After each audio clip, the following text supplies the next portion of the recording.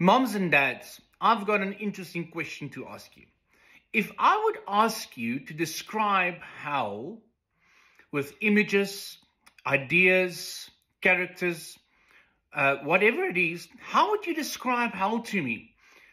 I think people would say skulls and zombies and people bleeding from their nose and ears and mouth and zombies walking with their heads under their arms, or prostitutes or serial killers, snakes, spiders, witches, warlocks, anything that kills, people walking around with weapons and axes and swords, ready to kill you, to scare you, nightmares, horror, darkness, flames.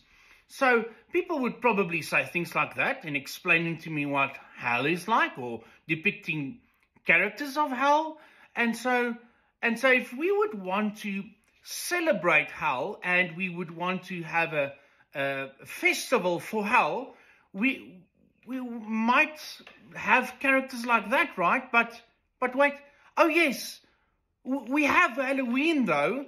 At the end of this month, we can celebrate Halloween, guys. Halloween on the 31st of October.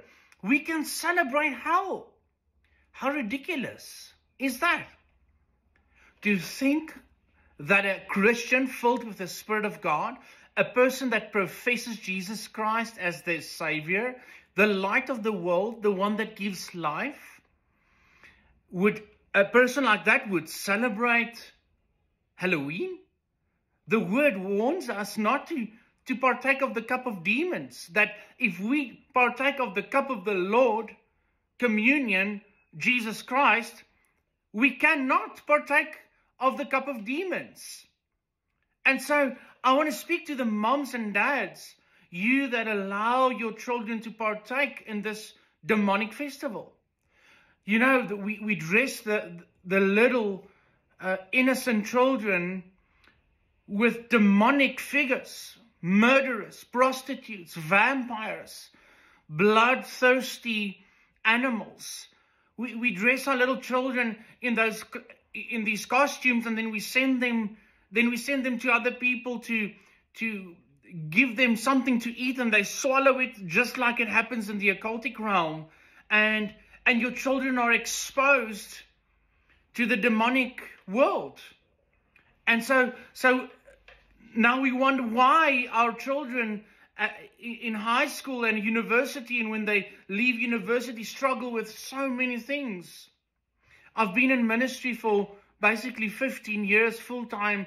I've ministered in many countries, throughout many African countries. We've dealt with witchcraft and so many demonic attacks, spiritual warfare over the many years, and I've done deliverance on many children in my life, and I can tell you that the enemy is celebrating that Christians are sacrificing their own children on this very high day in the occultic world.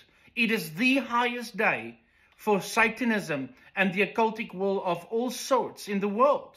It is the day with the most blood sacrifices than any other day throughout the year. It is the day where witches and warlocks gets married and cuts covenant with demons. It is the day where most people are abducted, and people are missing on this day. And so, but we celebrate this very day with them by sending our children out the door, trick or treat, sending them to participate in this nation or international festival of celebrating hell. It is a satanic day, people. So you might be an engineer working in the fields, or you're a doctor, or in finances, or whatever you do. You are good at that, but maybe just take this advice from me today. I've been doing this for many years. I've driven out thousands of demons. And I can tell you this, Halloween is from hell. It is a depiction of the demonic world. Open your eyes. And I really want to challenge you to truly go and sit with the Holy Spirit. And if you've been practicing Halloween or partaking in Halloween all your life, I really want to challenge you on this culture, this worldview, that you believe that it's right. Take the Word of God. Sit with the Holy Spirit and ask yourself if this represents the kingdom of light or not. And if it doesn't represent the kingdom of light, you cast it out. Even if you are in doubt, you are in between the lines. If in doubt, cast it out. Do not gamble with the demonic. This is life and death. And so many children receive demons during Halloween. Do not let your children partake. You are the ones that will stand accountable before the Lord for your children and how you have not raised them in the ways of the Lord. You are responsible for protecting your children.